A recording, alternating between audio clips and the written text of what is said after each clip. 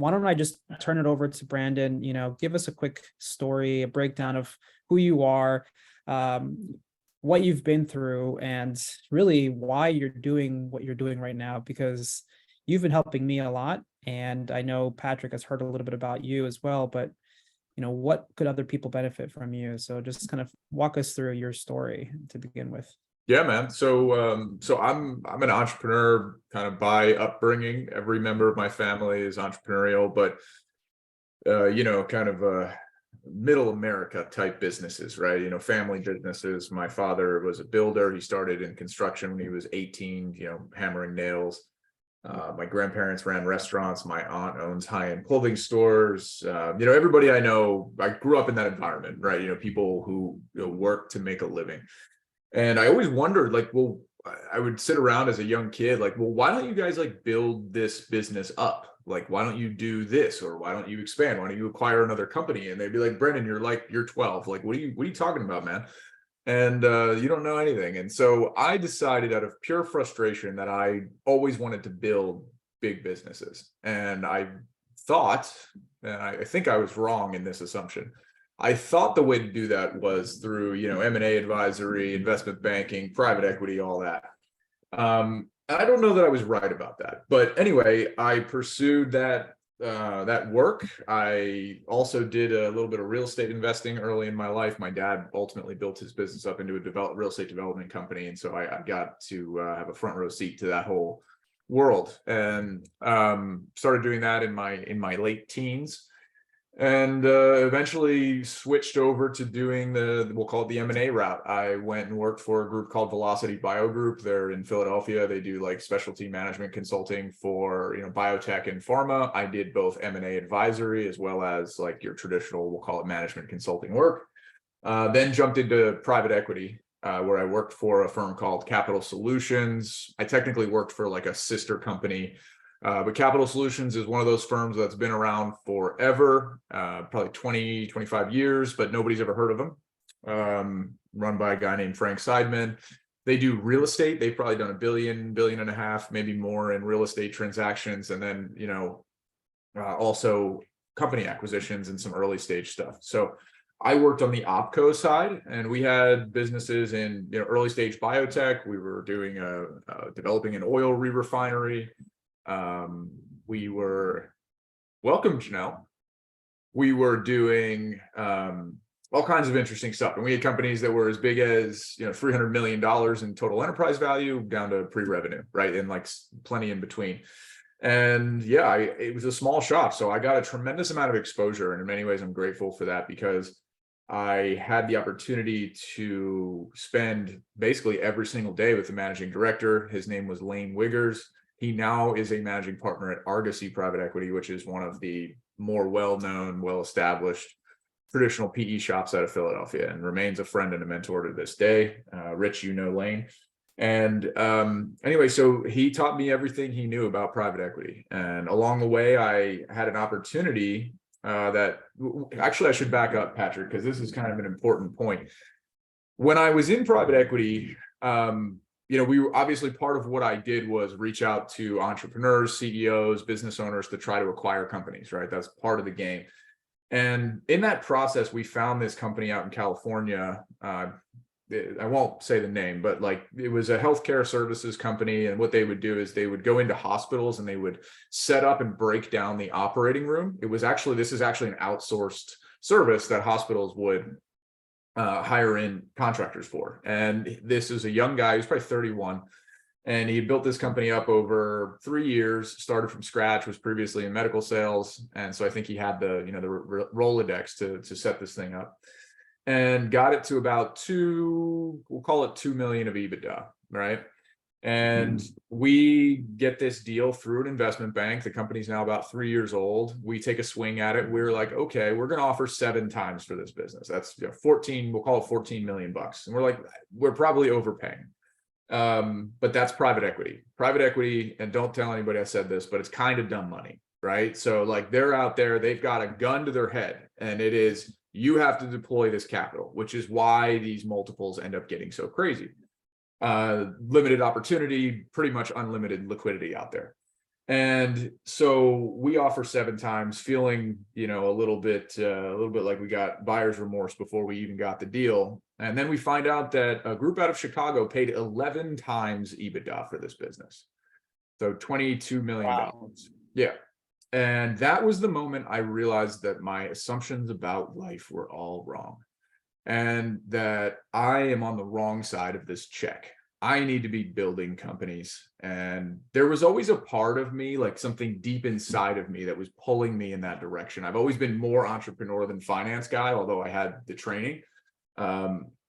And so anyway, so from that moment on, like that story was a marker moment in my life. That was genuinely where my mind shifted to, I need to be owning companies. Otherwise, like, I'm going to be an associate banging on an Excel sheet for, the next 10 years, maybe make VP, right? Like, and then get a little bit of carried interest. Like, what am I doing? Like, I'm an idiot. And I know When how you to build realize companies. this, how old were you again when you realized this? 24, probably 25. It was pretty early in my career. I was only in PE maybe for a year or two at that time. And so for me, that was like this marker moment. And the beauty of you're cutting your teeth young in private equity is that we, like, essentially you get massive amounts of exposure to, like, CEOs, entrepreneurs, people doing big deals, ultra high net worth individuals. And that is such an incredible place to learn. So there is value there. I'm not saying it's not valuable, but I realized that, or I thought I should say, like, I could do this. Like, I could do half the work that these guys are doing, right?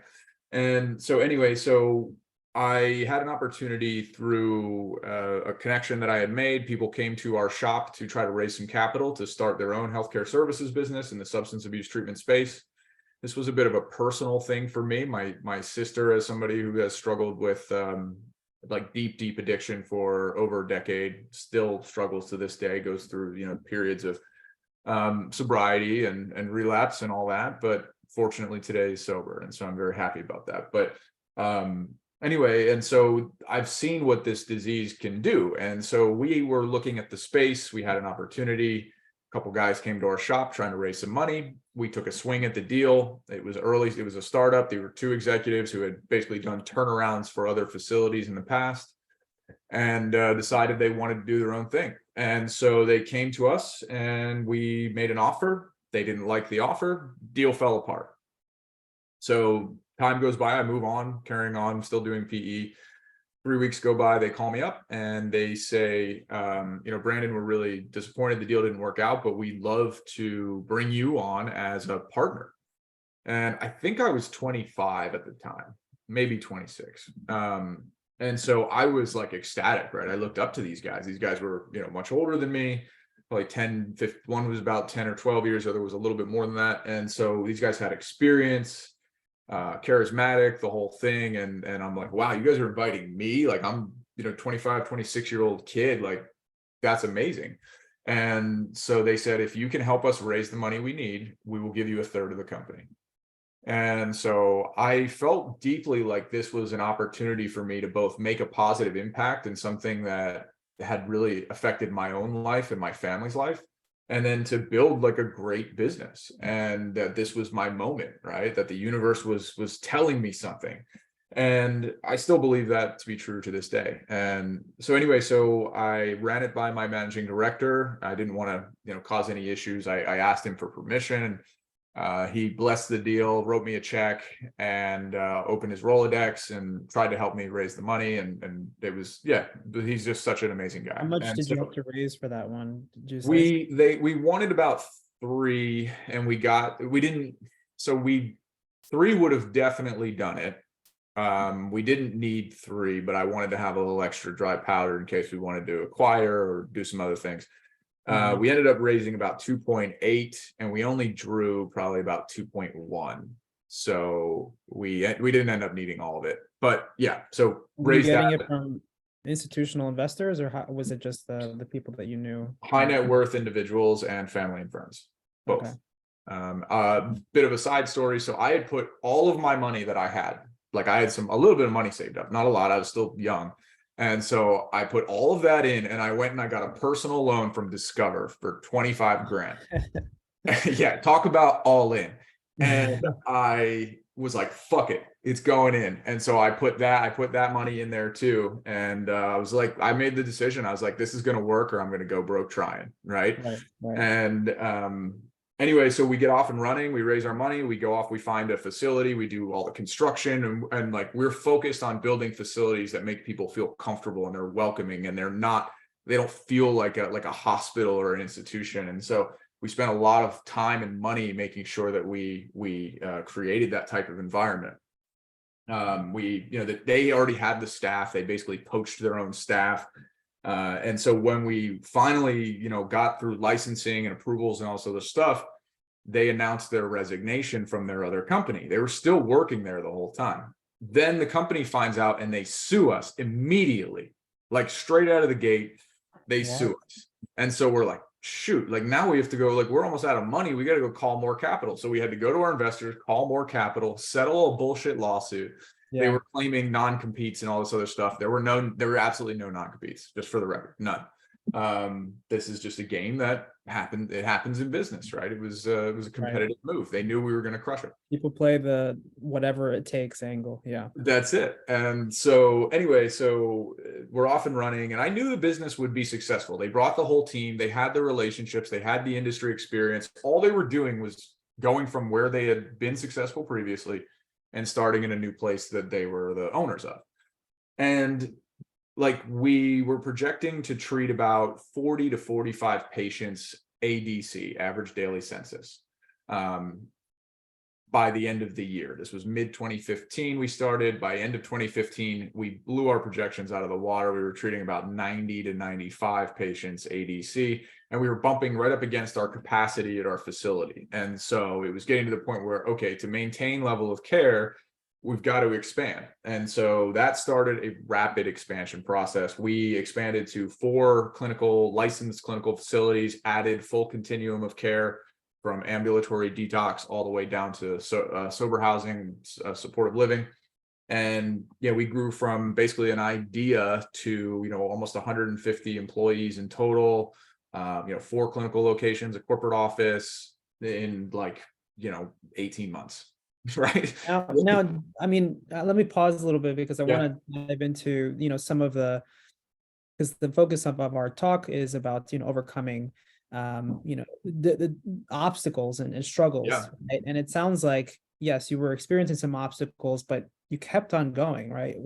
How did you, even in this phase, what did you do to keep going? What were some of the tactics? Because I know that you developed even higher level tactics later, but just speaking on that right now, what were you doing? Do you want some private equity, like financial engineering shit, or do you want some mindset stuff? Because let's go into the mindset first, because I think that's where I want to pivot the conversation, because so many of us, like myself, the information is out there on how to do the stuff, right? Mm-hmm. And we learn it, we apply it, but sometimes we fail, and it's the mind that comes back and kind of shuts us down, right? And so I'm curious to hear, with private equity and deals in general, I think so many deals fall apart all the time. So how do you continue to persist, move forward? Because I think people don't understand that the mindset is extremely important, extremely valuable, maybe even more so than the actual tactics on how to do it. Far more. Yeah, and I think everybody says this, and I think it doesn't resonate with people until you've had an experience where things go wrong. Because you're like, stop telling me the mindset, give me the tactics, give me the steps, 1, 2, 3, 4, right? And look, the mindset is, and I've always just been kind of a high energy type, where it's I don't care if I fail. I genuinely don't. I have this sense of detachment that if it doesn't work, I'm just gonna find another way, right? And it really comes down to making that choice, but to try to be as emotionally balanced as possible. That's something that I focus very hard on, more so today than I did then. I mean, at that point in my life, Rich, that was a big move for me, right? That was my all or nothing moment, and I bet it all. and then some, and then I levered. And Yeah. so, Yeah. I knew what I was signing up for, right? But what was my downside? I go broke. Like, I was already basically broke. Like, who cares? Right. And so I lived my apartment was $900 a month. Like, so what, right? Like, let's say I could always get another job in private equity. I could always bartend if that's what it came to. Like, I just have no quit. And honestly, that's so important. Um, and that's the mindset that I still have to this day. And that's why we're having this Yeah. conversation. Really, Yeah. is No, what I'm that's building around that. that's interesting because, you mentioned that you were able to use it to get to a higher level in your private equity um, journey in your career there. And then something happened, right? And then you experienced something pretty traumatic, right? I mean, can you walk us through what happened after? Because I know you shared it with me, and I want more people to understand that, things are hard, but then there's like extremely hard. That's a And fact. you were able to overcome that, and just that journey, right? I want to peel that back a little bit, and it might get a little more deeper, and I guess closer to your heart, because I know that you personally have transformed a lot from this next evolution of your life. But just, can you walk us through, what happened there, and just how did you manage that? Yeah. So in 1 minute or less, I want to back up. A lot of young people aspire to be in private equity, and they're like, okay, well, I didn't go to Harvard. I don't have a 4.0 GPA. I didn't have this or that. I didn't either. Right. Like, I battled my way into private equity, and I ended up working for, really not a well-known shop, but I got a lot of exposure. I built my Rolodex. And the way I did that, I just kept trying, actually, I didn't say this, but between doing management consulting, M&A advisory, and private equity, I took a job in corporate development for a publicly traded entity. I ended up would have reported directly to the president. Oh, wow. I didn't know that. Yeah, but you didn't know that because it's not that relevant, because I worked there for a month. And so what happened is I ended up getting that job. I had applied to many, many private equity jobs, but I got this one and I was like, shit, I need a job. And this actually sounded really cool. Publicly traded company, reports to the president, corporate development, acquisitions, global, cool stuff. It could have been a very interesting opportunity. But then, like a month in, I got a phone call from Lane, the individual who ended up hiring me. And so I quit immediately. I went right into the president's office. I said, I quit. I got the job I always wanted. Like, I'm out, bro. Sorry. And so, like, you have to just keep trying. Even at that job, I was still trying to get into private equity. It took me years. And so, like, that's one takeaway for people is, like, if you're struggling and you're like, I'm not this, I'm not that, and you've got that negative self-talk loop, like, who cares? There is a way. There's absolutely a way. And you know what I did with Lane? I went to him and I said, look, I have a deal. This was a friend of my father's who owned a business. And I said, I know he's interested in potentially doing an exit. And I said, I have this opportunity. Here's the profile of the company. I'm be more than happy to not only come and work for you, but also to bring you opportunities. That was the key. Got Right. it. I Yep. came trying to add value to him, Yeah. even though it like didn't work out. I still made that introduction and they got to talking and all that. I was adding value. I came to him with something instead of me coming to him and begging. That is the difference right there. And so that's an Yeah. opportunity for people to try to add value. And so fast forward, what happened next? We grew rapidly. Like I said, end of 2016, I was at an M&A conference, sitting down with a group out of New York. You do like these speed dating sessions. And I was telling them what we were doing. They were healthcare focused. And they said, look, we're very acquisitive in the space. We like the space. We're looking at deals. Would you consider selling? I said, the business is not for sale. It's only been around 18 months. Like, we're still trying to figure out like really what we're doing here. Right. So, he said, well, yeah, we don't care. Like, let us take a look and we'll see if there's a deal. And so we do, and they make an offer of $45 million, 18 months, And this right? was another private equity firm. Private equity firm. Yeah. Yeah. And based in New York. I won't say the name, but Yeah, so I'm like blown away. Like I'm doing the math, like, wait a minute, like how much does this make me worth? Like, holy shit, right? Like, how did that happen? And so, but I knew the company wasn't ready for sale. Like, there's a process that takes really, if you do it right, it takes years to prep a company for sale. And don't let anybody tell you otherwise, by the way. Like, it's a process. You can't just like flip a company and maximize value. We were not ready to maximize value. But, I went to the board. I had an obligation to go to the board, present what had happened, and they said, okay, let's kind of go down this path. I mean, it's such a good return on investment that we couldn't possibly ignore it. But at the same time, after I'd had that conversation, I started to realize that this business had outgrown the gentleman that I had partnered with. Like, they were out over their skis at that point, and they were stubborn, and they controlled the board. And I knew there was no way to like bring in like a more seasoned CEO, or a more seasoned operations director, right? Like, people with 20, 30 years in the experience, but operating companies, hundreds of millions of dollars in enterprise value. We were getting to the end of their skill set, their bandwidth. And I knew that. And so I was like, okay, this could be an opportunity for me to hang on, take some chips off the table.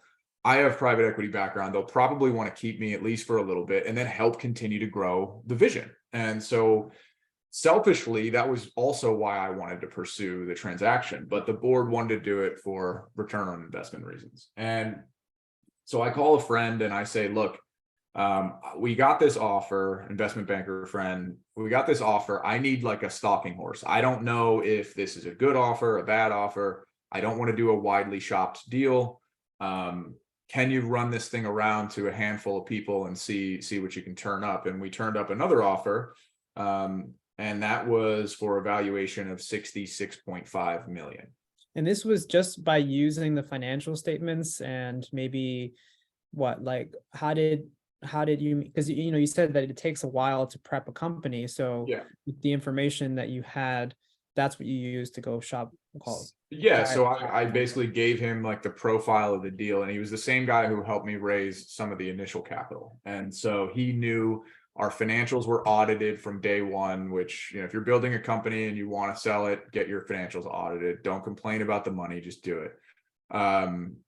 So we had audited financials. We had very clean books. Like, I ran it like I would a private equity run company. So I'm not saying we were like super disorganized from a financials perspective. We were actually very tight.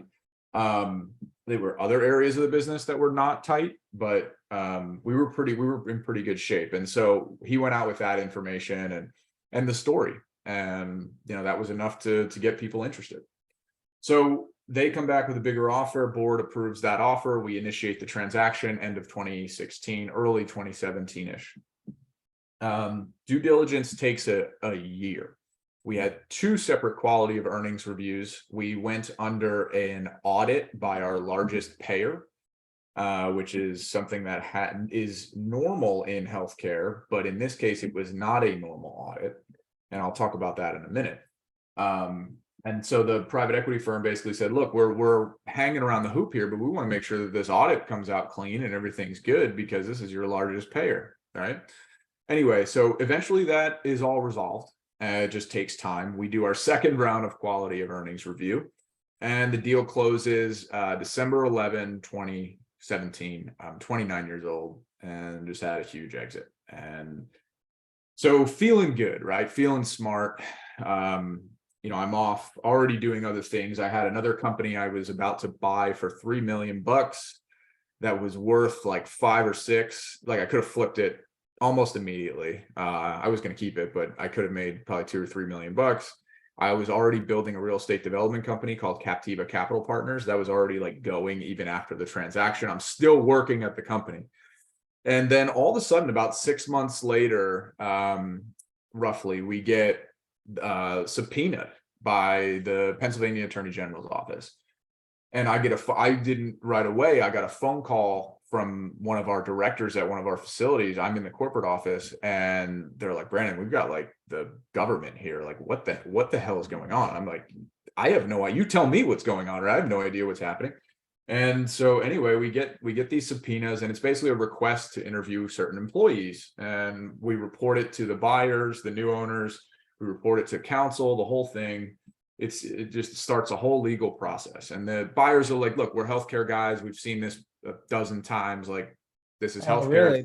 That's how it happened. Like, it's common. It can, yeah. It's in healthcare, yeah. You get one piece of paperwork wrong, yeah, government's involved. It could be civil, it could go criminal. It happens all the time. If you are in healthcare, listen to Wow. this. You need to have your shit together. If there is one thing wrong, and I guarantee you, I could walk into any business tomorrow and I could find one thing wrong, because nobody's perfect. I've seen a million businesses, they all have problems. So anyway, those can be serious. There can be serious consequences. And so anyway, don't really think anything of it, hand it off to the lawyers. And then about a month later, I get issued a subpoena. And of all things, I'm in a compliance meeting at the corporate office about HIPAA compliance. And so the admin knocks on the door. Yeah, exactly. The admin knocks on the door, and she goes, Branden, she's like pale faced, right? And I can see it in her face, like something's not right. And she's like, yeah, the attorney general's office is here and they want to speak to you. And I'm like, okay, this is awkward, right? Because now I've got guests across the table from me. And I'm like, all right, excuse me. And so I go out, they're very polite. They treat me, they were very nice. Like, I can't say anything bad about them. They just handed me some paperwork, signed the documents. And I had asked, I said, can you tell me like what this is about? Like, I'm confused. I go into like our audit. We have like a 3-layer audit system. We don't send anything out that hasn't been double, triple checked. Like, we're very careful about this stuff. Like, tell me what's going on.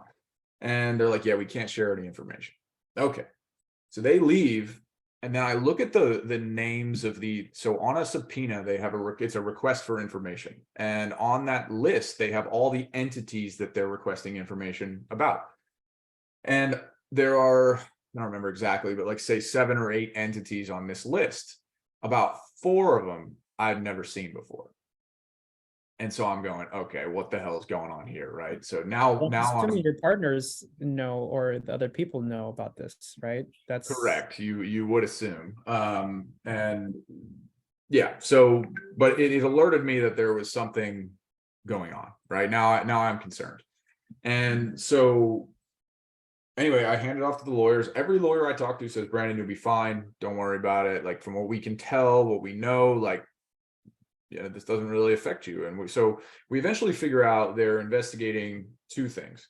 My lawyer tells me that, and he does a search and he finds a civil case between the 2 gentlemen that I partnered with and a laboratory. And what that basically explained was that they were getting kickbacks for sending samples, human samples, so urine in this case, to a laboratory. Well, I find out that the owner of that laboratory is buddies with one of the gentlemen I partnered with. And what's happening is he's saying, look, here's a little money, kick me your labs. They bill insurance for it, and then they get, some portion. And they were billing an well, it's like astronomical. double dipping in a way, right? But It's not, there's nothing illegal about billing for labs. You cannot get kickbacks in healthcare. That is because of the compliance and the regulation. criminally illegal. Like that, my lawyer had this phrase. He was like, look, Branden, a 9-year-old could prosecute these guys for this. Like, this is like not good. So I'm going, okay, well, this is a pretty easy case for me to defend. I never got a penny of the kickbacks. Like, I never got any money. So like, how am I being held responsible? And he basically said, well, that's our argument. Now, the other thing that they were investigating, back to this audit that I was talking about. So in early 2016, one gentleman, the director of marketing or business development or whatever it was, came to me and said, I'd like you to investigate the opportunity to provide financial assistance to patients. And specifically, I have a health insurance broker who I make introductions to patients who don't have any insurance. So what happens with substance abuse is a lot of people are on like they're like living under a bridge, right? Like, they have nothing. They've burned their bridges. They have no family support anymore. They have no money. They're spending like There are people in really bad situations. Now, there are state facilities that will take them, but their waiting lists are often long and all this other stuff. And his argument was, well, what if we could provide patient financial assistance? The company or an entity could loan them some money to get them coverage so that they could then get care. I'm like, I don't know anything about that. That sounds like, I don't know. Is this common? I don't know anything about. Remember, I'm 27 years old. I don't know anything, so I'm just asking questions. I inquire. I ask the insurance broker, and I have all these emails. And he's like, yeah, it's not a problem. We don't see any issue with it, but you should check on your side. I agree. And I'm like, okay, well, let's go get an opinion letter. And so we go get an opinion letter, and basically I'll skip to the conclusion, but they say, look, there are things you should be cautious about, and there are ways to do this legally. And in that opinion letter, it basically spells out, look, if you do this wrong, here are the consequences. Consequences are not good. If you do it right and you follow this exact procedure, you should be okay. It should mitigate those consequences, were the exact language that was used. And but it required a very specific like system for documentation and screening and all this, and repayment and all this other stuff. And so I'm stupid and I say, you know what, that's probably okay. So we set up this entity, put somebody in place to run it, and it's basically just a lending entity. And the idea would be, hey, you can provide loans to people. They have to get themselves on the feet. They can get back on their feet, go through treatment, and then once they start working, they have to begin to pay them back. Right. That was roughly the structure. And we could not force them to come to our facilities. They could go anywhere they wanted, but no matter what, they had to pay the loan back.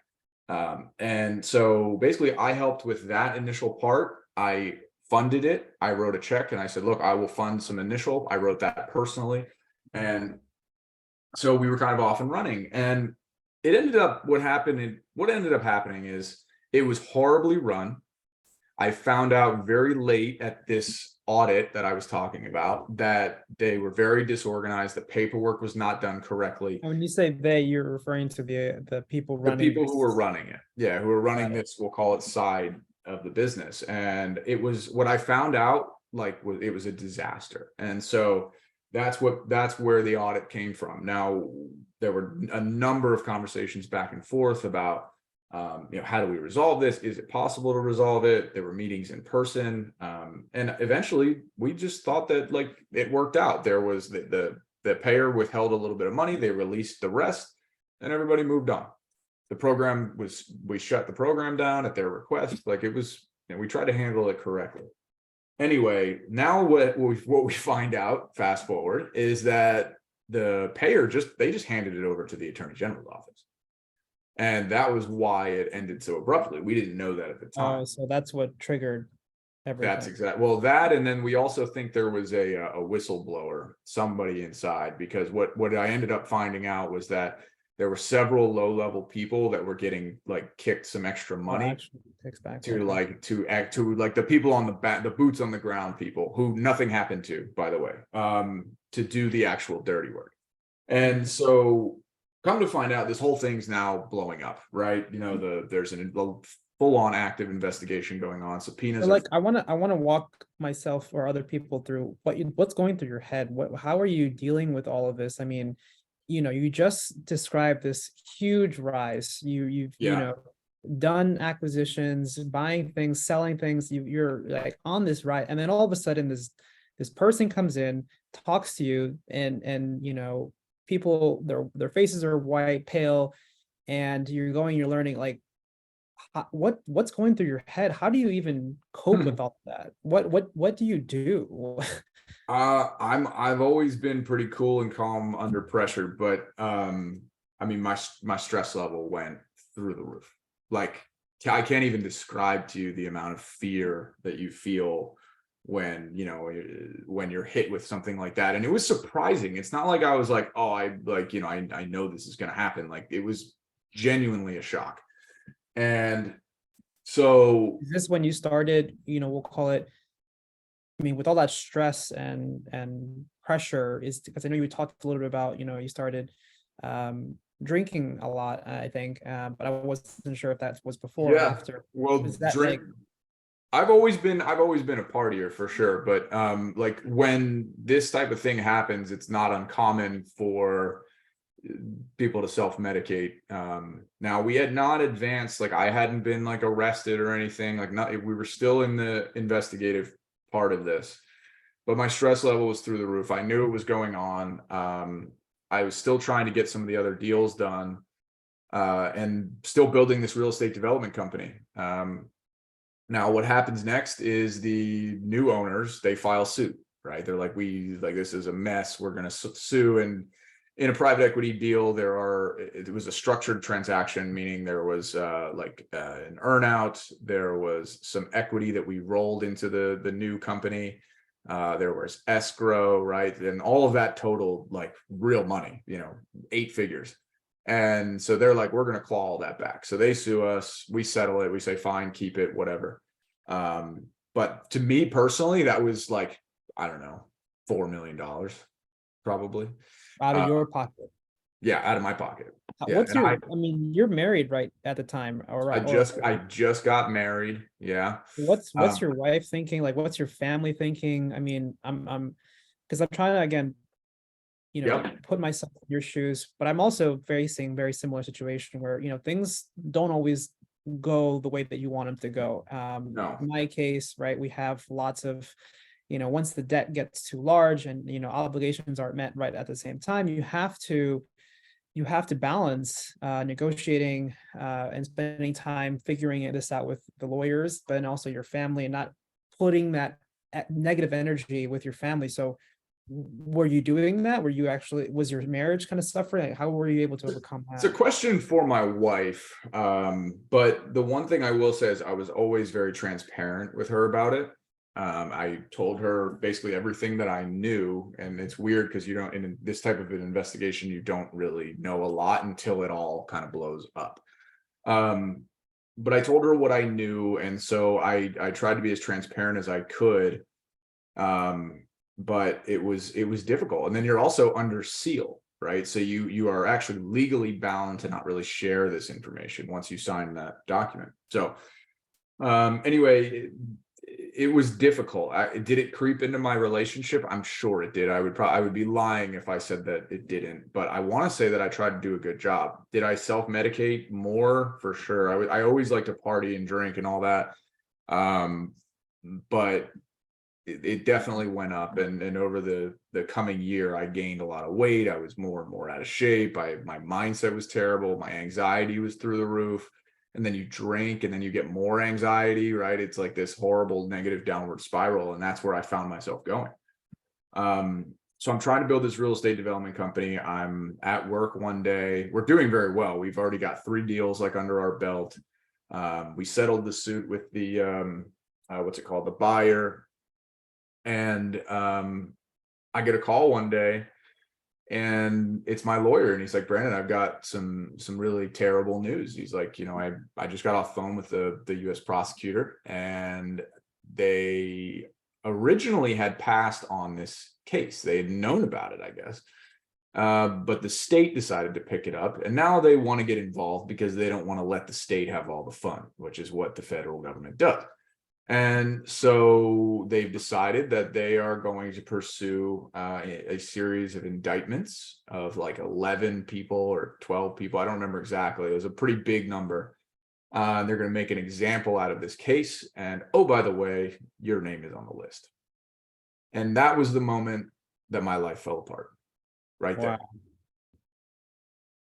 Yeah. Yeah, I mean, what were you feeling? What was going through your mind? I mean, I was a mess. They, right around that time, they froze a bank account of mine with like $8 million in it. $8 million, just like Frozen. that. The government can do anything they want at any point for no reason. Like they can do that. Like that's absolutely something they can do. And yeah, so that happened. I got that phone call, and then I crumbled. I fell apart, totally fell apart. I had to call my partners into the office and say, tell them what had happened. I cried my eyes out. I lost it, because and it's important to note that everything that I had done in my life, I'd always tried to do to like the highest level. And in that moment, you realize like everything that you built is now gone, because when you build with the expectation that what you build equals your identity, which I had, all of your identity belongs in things that are outside of you. And that was the moment where all of that fell apart. And so I felt like I had lost who I was. And so that was the deep stuff that was really beginning to happen. And then I leaned into self-medicating even more after that.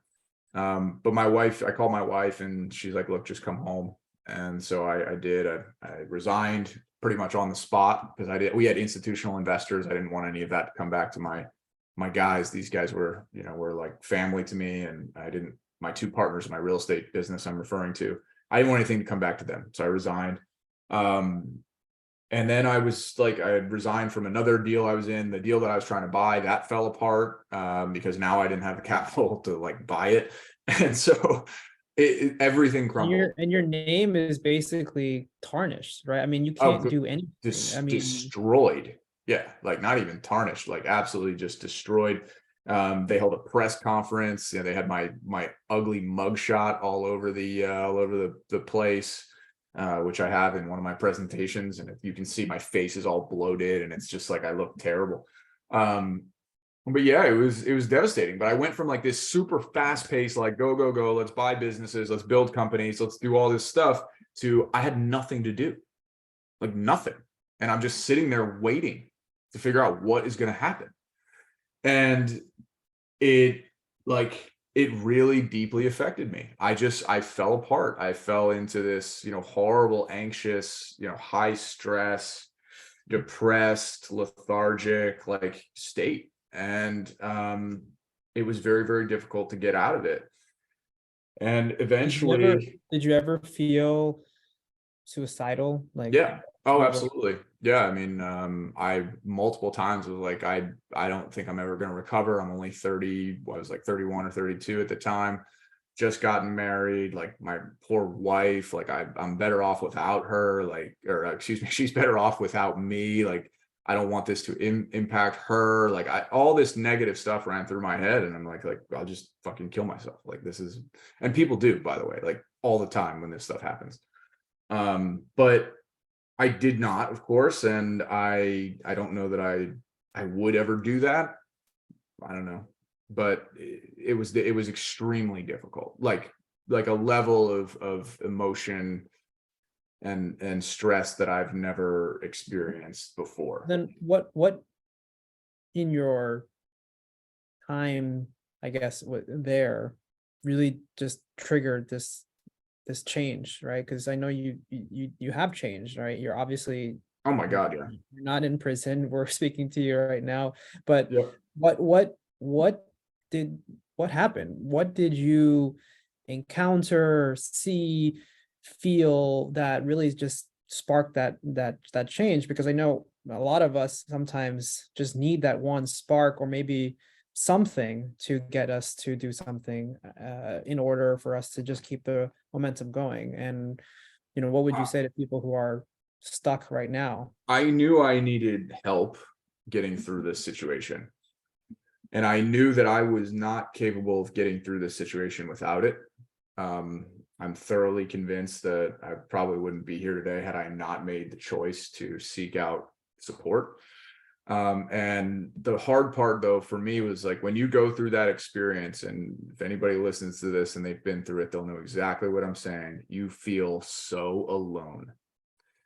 You feel like completely isolated on an island, and that there's no one that can possibly relate to what you're going through, because I didn't know anybody that went through what I was going through. My family couldn't help me. They never had any experience. None of my business associates had ever experienced anything like this. And so I just felt very alone. And so I eventually, I did what everybody does. I Googled it. I did research. I tried to find people to help me through.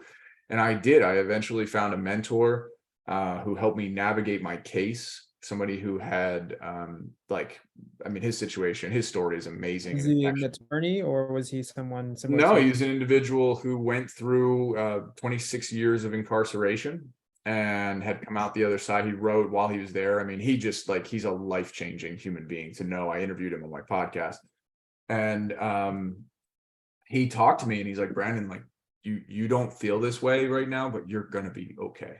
Like, and I needed to hear that from somebody who'd had this experience so bad, because the whole time you're going like, my life is fucking over, right? Like, it's over. And I'm Yeah. so young, right? Like, I've blown everything that I've ever done. I've let down every person I've ever known. I've embarrassed myself. I've embarrassed my family. I've embarrassed my wife. My wife has to tell her family. Like, it's just like, you can only imagine the level of embarrassment and guilt and shame. It's terrible. And so when I finally talked to somebody who was like, hey, I've been through a far, far worse situation. I talk to people all the time who've been through these situations. This happens way more than you realize. You're going to be okay. And you're going to come out of this 1,000 times stronger. And he helped me actually reframe my mindset towards looking at the things that I did have. And he told me plenty of stories of people who had it way, way worse. And a lot of that helped. And he also helped me kind of build a course and a path forward. It wasn't just talk. It was like, okay, I need you to do these things. And if you do these things, I promise you, you will get through this. And so mentorship was really what saved my life. And not only saved my life, like actually allowed me to take this event, this horrible event, and turn it into like my life's defining moment. And what I say is like, I've now been able to take this thing that has happened that was so terrible and turn it into like the best thing that has ever happened to me. And if you'd asked me in that moment, like 3 years from now, you're going to be like telling people that this is the best thing that's ever happened to you, like I probably would have punched you, right? Like the change in mindset is Right. unbelievable. Yeah. But that was because I took deliberate action to make that so. Let's talk about that because I'm really curious to know what you did and what your mentor told you. I mean, this routine, there's, the stories. I know you kind of shared with me a little bit as well when I've been feeling very, very low. And yes, I agree. Hearing someone share that it's going to be okay, someone that, you have respect and it, know that Correct. has gone through something way worse. It's, I don't want to say I mean, it's bad to say this, but it's helped other people have had it worse. But at the same time, it's just nice to hear from someone that it's going to be okay, right? Because I know sometimes the people that you said are around you, they probably are thinking it's not going to be okay, Yeah. and they don't know because they've never experienced that. So what did this Yep. guy and what did you do to say it's going to be okay and really believe it? Because I don't think you can say things are going to be okay. I say things are going to be okay, but sometimes I don't believe it. What did you do to really believe it? So the way that you make things okay is through action, not words. And when you're in those moments, you feel paralyzed, and it is inaction that will kill you. And so he helped me kind of plot the course. And what we did was we sat down and reverse engineered my case and my situation and how I wanted to come out of this. And it started by building a system of values and who I wanted to be, the man that I know that I am and that I want to become. And I was sitting around telling myself, I'm a good person. This doesn't happen to good people. I didn't have any intent, right? Like, this is unfair. I was playing the victim. And what he said to me was, Branden, those are just words. You now have to prove who you are. And that Prove really to helped me. who though? Prove it to yourself or prove it to other people? I Like, have to prove it. Exactly. You have to prove it to yourself and prove it to others, right? Before, your track record kind of spoke for itself, but now that track record is gone. So you have to rebuild that. And how did you build what you built? You did it through action. It's the exact same process for rebuilding yourself.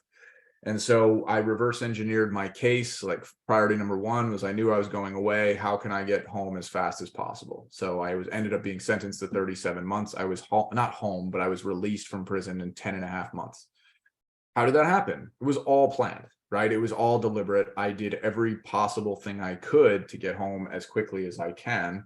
I won't go into all the detail because it'll just take up too much time, but like I committed, like thoroughly committed to turning this into some kind of positive thing. I didn't know at the time what it was. And I promised this to the judge. I said, watch me turn this thing into something that lifts up the spirits of others. And I wrote a book. I built a self-directed course. I then licensed that material to a group that disseminates courses and educational materials to prisons around the country. So my information right now is now being disseminated to people who are trying to better their lives. I did this before I got sentenced. I got my health in order. I started exercising again. I slowed my drinking. I did not quit right away, but I slowed my drinking down. I got help. I got therapy. I literally built a whole action plan for my next like 12 months of exactly what I was going to do. And so there was Doing all of this in prison, like this was all before. So this was like right before I left. So I was preparing myself for the journey to come. And when you feel prepared, you stop worrying so much about the uncertainty that's ahead of you, right? Because you've begun to prepare for whatever comes your way. I'm not saying it's perfect, but it helps a lot. And I started to take those deliberate actions. And while I was away, I surrendered on July 21st, I believe, of 2020. I walked into federal prison, razor wire, the whole thing. And in my upcoming book, I have like a really detailed story about what it's like to walk into prison. But anyway, I went in with like, I'm going to do the best I can to help people in prison. How am I going to do that? I don't know. What I ended up doing is I volunteered in the GED department. I would teach grown men how to read, which is like sad and amazing all at the same time. I taught courses on entrepreneurship, on leadership, on mindset, on how to prepare for a better life afterwards. Because what you find out is most of the guys in there are drug dealers, and drug dealers are actually secret entrepreneurs. They just like don't apply it in the correct way. Right. And so I'm like, all of you guys have the skills to be like great entrepreneurs. You just like, you need to not do it in a negative way. And so I would show them the value and the power of compound interest, right? And every single person in this room could be a millionaire in your lifetime if you do it in a sustainable fashion. And so like, that was what I did. I invested in helping other people and trying to lift them up and bring positivity to what was a very negative environment. Wow. Well, I know we're almost at that time, and I want this to be a series. So why don't we pause for now? Sure. Because I do have a bunch of other questions, and I want more people to also jump in and ask questions. But for now, what can people do to learn more about you and hear deeper information? I know you're doing podcasts, you're doing, you have your book. Like, what are you doing that is helping more people understand this? Yeah, so a couple different things, and a lot of this is pretty new, so it's going to evolve here quickly. But I just started kind of talking a little bit about some of this stuff: motivation, fitness, health, on Instagram at White Collar Savage.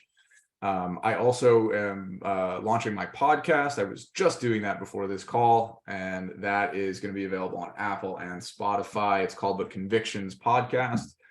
And then I also have a book on Amazon called Looking Forward, The Never Quit Mentality. That was my first book. I'm now writing another book called Convictions, subtitle yet to be determined. But yeah, I mean, people can reach out to me on Instagram, and I'm also building this.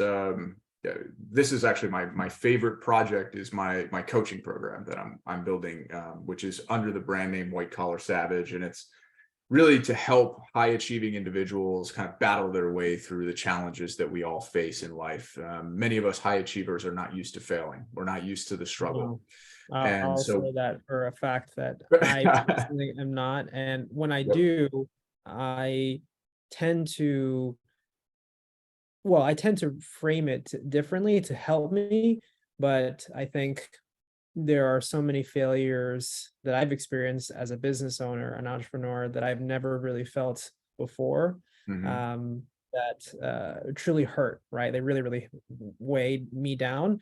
And I know that just from our conversations, you've been helping me to get out of that, right? I mean, things like financial issues, family issues, um, being able to manage, your stress levels, but also being able to be positive. I mean, you're sharing with me in the mornings, the morning fireworks, which I read with a quote, your message.